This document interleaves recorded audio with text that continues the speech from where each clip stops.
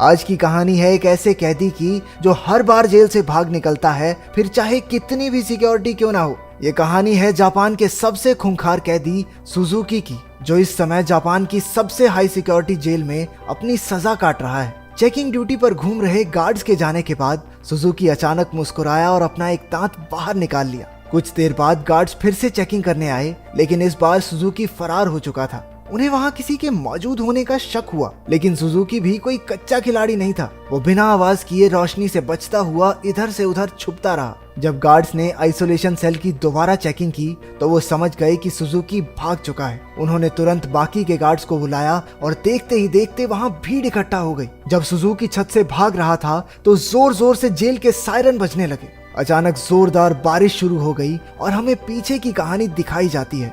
12 साल पहले कुछ कैदियों को एक जेल में लाया गया था। उनमें से एक सुजुकी भी था जो वहां 10 साल की सजा काटने आया था। क्योंकि वो कभी कुछ बोलता नहीं था तो सबने मान लिया कि वो शायद गूंगा है। उसकी छाती पर माउंट फिजी का उल्टा टैटू भी था। सुजुकी उस समय भी जेल से भागने के लिए मशहूर था और अब तक 3 बार ऐसा कर चुका था। इसके बाद सुजुकी को एक छोटे से कमरे में लाया गया जहाँ सिर्फ एक रोशनदान था। उसने रोशनदान को ध्यान से देखा। उसके दिमाग में जरूर कुछ चल रहा था। बाहर गार्ड ने जेल के वार्डन मिस्टर कानीमुरा से कहा कि सुजुकी इस बार तो हरगिज नहीं भाग पाएगा, लेकिन जैसे ही उसने शीशे से देखा सुजुकी तो पहले ही गायब हो चुका था। वार्डन ने पूरे शहर को घेरने के ऑर्डर्स दिए ताकि सुजुकी किसी भी हालत में बच ना पाए, लेकिन गार्ड्स ने तो उसे 20 ही मिनट में पकड़ लिया। पता नहीं क्यों पर सुजुकी ट्रेन की पटरी पर सीधा भागता जा रहा था। इसके बाद उसे फिर से उसी कमरे में कैद कर दिया गया, लेकिन इस बार उसके हाथों में हथकड़ियां थी। जब एक गार्ड ने अंदर झांक कर देखा तो सुजुकी मुंह पर चादर ओढ़े सो रहा था। गुस्से में उसने सुजुकी को चादर हटाने को कहा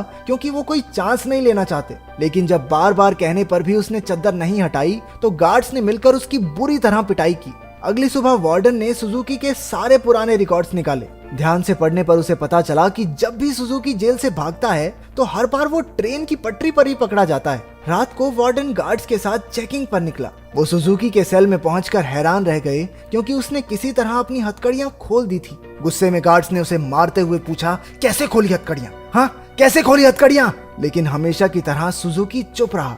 एक बार फिर से उसकी जमकर धुलाई हुई। एक दिन सुजुकी एक छोटी सी तार से खेल रहा था जिसे किसी तरह छुपाकर वो जेल के अंदर ले आया था। सवाल ये उठता है कि वो इस तार को अंदर लाया कैसे? मुंह में छुपा के? ना, गू में छुपा के। इसी तार की मदद से वो अपनी हथकड़ियां खोलता था। कुछ दिन बाद वार्डन 1 हफ्ते की छुट्टी पर अपने घर चला गया।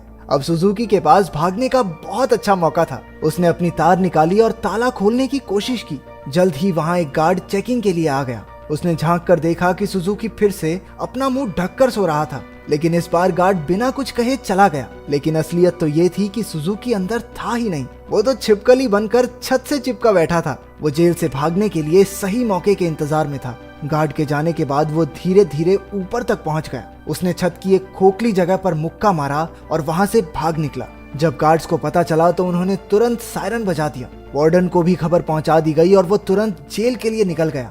अगली सुबह पुलिस वाले सुजुकी को पकड़ने का प्लान बना रहे थे। तभी वार्डन भी वहां पहुंच गया। उसने कहा कि सारे प्लान छोड़कर सिर्फ एक टीम पास की ट्रेन की पटरियों पर भेज दो। ऑफिसर्स को भी लगा, अरे बूढ़ा हो गया वार्डन, दिमाग सठिया गया इसका, अरे वो पागल थोड़ी है, हर बार सेम जगह जाएगा। लेकिन जब वार्डन ने उन्हें विश्वास दिलाया कि उसे 100% भरोसा है कि सुजुकी वहीं मिलेगा, तो उन्होंने उसकी बात पर भरोसा करके टीम भेज दी और उसकी बात सच भी निकली। सुजुकी को एक बार फिर से ट्रेन की पटरियों पर पकड़ लिया गया। जेल से निकलने में तो ये चाचा चौधरी बन जाता है, कंप्यूटर से तेज दिमाग। बाद में क्या हो जाता है इसे? क्योंकि वार्डन की सूझबूझ की वजह से सुजुकी पकड़ा गया तो उसके काम से खुश होकर उसे प्रमोट कर दिया गया। अब वो एक बड़ा ऑफिसर बन चुका था जो देश की सारी जेलों में जाकर कैदियों की हालत की चेकिंग करता था। उधर सुजुकी एक बार फिर से भाग निकला और फिर से पटरियों पर पकड़ा गया। हर साल उसे एक नई जेल में भेजा जाता जिसमें और ज्यादा टाइट सिक्योरिटी होती, लेकिन वो हर जगह से बचकर निकल जाता था। इसी वजह से मीडिया ने उसे स्टार भगौड़े का खिताब दिया और वो पूरे देश में मशहूर हो गया। 12 साल बाद उसे सेंट्रल जेल में लाया गया। यहाँ वो कड़ी सिक्योरिटी में था क्योंकि 10 गार्ड सिर्फ उसी पर निगरानी रखने के लिए खड़े थे।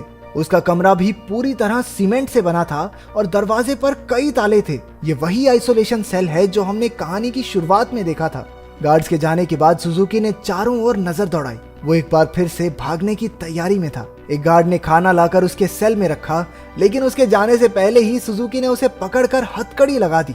गार्ड ने तुरंत सीटी बजा दी, जिससे कई और गार्ड्स वहां आ पहुंचे। उन्होंने मार मार कर उसकी बुरी हालत कर दी। होश आने पर सुजुकी ने दरवाजे से गार्ड्स को जाते देखा। उसके चेहरे से खून टपक कर लोहे की सलाखों पर गिर रहा था। अगली सुबह गार्ड्स ने उसकी हथकड़ियों पर कुछ और पेंच कस दिए ताकि इस बार वो उन्हें खोल ना पाए। जाने से पहले वो एक बार फिर से उसके शरीर की थोड़ी मेंटेनेंस करके गए। इसी तरह सुजुकी के दिन बीत रहे थे। वो जानबूझकर गार्ड से पंगे लेता, वो उसे मारते और फिर वो अपना खून लोहे की सलाखों पर टपकाता। एक दिन गार्ड्स ने उसे इतना मारा कि उसका दांत टूटकर गिर गया, लेकिन सुजुकी ने उसे उठा लिया और उसे देखकर अजीब तरीके से मुस्कुराने लगा। ऐसा लग रहा था जैसे ये सब उसके प्लान का ही हिस्सा है। इसके बाद सुजुकी दीवार पर अपने दांत से कुछ बनाने लगा। कुछ हफ्तों बाद सुजुकी ने एक और गार्ड पर हमला कर दिया। इस बार उसे सबसे खतरनाक सजा दी गई। उन्होंने उसे एक लंबी जंजीर से बांधकर ऊपर लटका दिया। 1 साल बीत गया और सुजुकी अभी भी सजा काट रहा था। उसकी हालत बहुत बुरी हो चुकी थी। शरीर सड़ने लगा था और उसके घावों पर कीड़े पड़ चुके थे। आखिरकार उस शाम गार्ड्स ने आकर उसकी जंजीरें खोल दी। पूरे 1 साल बाद उसे चैन की सांस आई थी। उधर पुराना वार्डन मिस्टर कानेमुरा वहां की जांच करने पहुंचा। उसने आइसोलेशन सेल में जाकर देखा कि सुजुकी की हालत बहुत खराब थी, लेकिन वो उसे नजरअंदाज करके वहां से चला गया। इसके बाद वही रात आई जहां से कहानी की शुरुआत हुई थी। जब बाहर बिजली कड़कने लगी तो सुजुकी ने अपने प्लान को अंजाम दिया। उसने अपना दांत निकाला और हथकड़ियों के पेंच खोलने लगा। असल में सुजुकी दीवार पर दांत से कुछ बनाता नहीं था, बल्कि वो तो उसे घिस घिस कर तीखा कर रहा था ताकि उसके इस्तेमाल से पेंच खोल सके। हथकड़ियों से आजाद होकर उसने दरवाजे पर जाकर लोहे की सलाखों को धक्का देना शुरू किया। लगातार खून टपकने की वजह से सलाखों पर जंग लग चुका था। कुछ ही पलों में सलाखें टूट गई और सुजुकी जेल से फरार हो गया। इसके बाद सुजुकी के जन्म की कहानी बताई गई। उसके पैदा होते ही उसकी माँ की मौत हो गई थी और उसका बाप जेल में सड़ रहा था। इसी वजह से वो अपने रिश्तेदारों के घर पला। एक दिन सुजुकी जंगल में प्रैक्टिस कर रहा था जब उसे दूर से एक आदमी आता दिखाई दिया। ये कोई और नहीं उसका बाप था। उन्होंने कुछ समय बातें की और तभी उसने अपने पिता की छाती पर माउंट फीजी का एक टैटू देखा। बदकिस्मती से जल्द ही वहां कुछ पुलिस वाले आ गए जो सुजुकी के पिता को पकड़ना चाहते थे। वो उन्हें देखकर रेल की पटरी पर सीधा सीधा भागने लगा। इस दिन सुजुकी ने कसम खाई कि एक ना एक दिन अपने पिता से जरूर मिलेगा। वर्तमान समय में सुजुकी फरार होकर एक बार फिर से पटरियों पर दौड़ रहा था। मिस्टर कानीमुरा ने पीछे से उसे रुकने के लिए आवाज दी और हैरानी की बात यह थी कि वो रुक भी गया। कुछ ही देर में गार्ड्स की एक टीम आकर उसे पकड़कर ले गई। देश की सबसे कड़ी सिक्योरिटी की जेल भी सुजुकी को नहीं रोक पाई, इसलिए मिस्टर कानीमुरा ने उसे धरती की सबसे खतरनाक जेल प्रिजन आइल में भेजने के ऑर्डर्स दे दिए। प्रिजन आइल किसी मामूली जेल की तरह नहीं थी। वो समंदर के बीचों बीच बनी थी जहां लगातार तेज बहाव रहता था और सबसे जरूरी बात वहां ट्रेन की पटरी तो बिल्कुल नहीं थी। और तो और समंदर शार्क्स से भरा हुआ था, इसलिए वहां से भागकर बच निकलना एकदम नामुमकिन था। जेल के अंदर के हालात भी इतने ही खतरनाक थे। पूरी जेल में चारों ओर हजारों गार्ड्स थे और अगर कोई कैदी भागने की कोशिश करता तो उसे देखते ही गोली मार देने के ऑर्डर्स थे।